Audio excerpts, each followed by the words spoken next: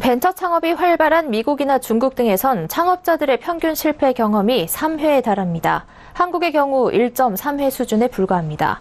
한 번 실패하면 재창업에 도전하는 경우가 흔치 않다는 겁니다.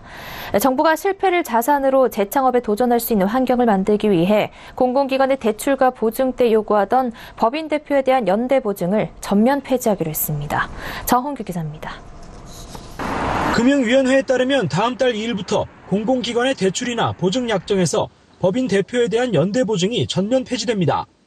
지난해 8월부터 창업 7년 이내 기업에 한해 연대 보증이 사라졌지만 이번에 업력과 상관없이 모든 중소기업으로 확대하는 겁니다.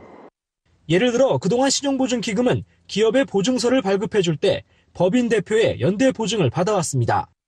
신보는 이 보증서를 담보로 은행에 대출받은 기업에 문제가 생기면 은행 빚을 대신 갚아줍니다. 이어 신보는 보증서에 연대 보증을 약정한 법인 대표를 상대로 대리 변제 금액을 청구합니다. 단 한 번 실패한 창업자도 사실상 회생 불가능한 상태에 빠뜨리는 이 연대 보증 고리가 사라지는 겁니다. 우선 다음 달 2일 이후 신규 증액 신청분부터 법인 대표 연대 보증이 폐지됩니다.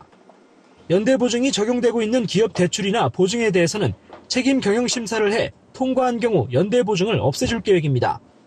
한편 연대 보증이 폐지되면 신보 등 보증기관은 변제 금액을 청구하지 못하고 최종적으로 책임져야 하는 만큼 보증 기업에 대한 사전 심사와 사후 관리를 강화키로 했습니다.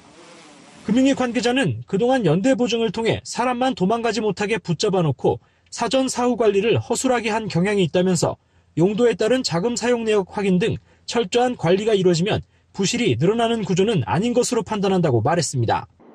금융당국은 사전 사후 관리 강화로 중소기업에 대한 자금 공급이 위축되지 않도록 구매자금 대출 등 용도가 명확한 자금에 대한 특례 상품도 마련할 계획입니다.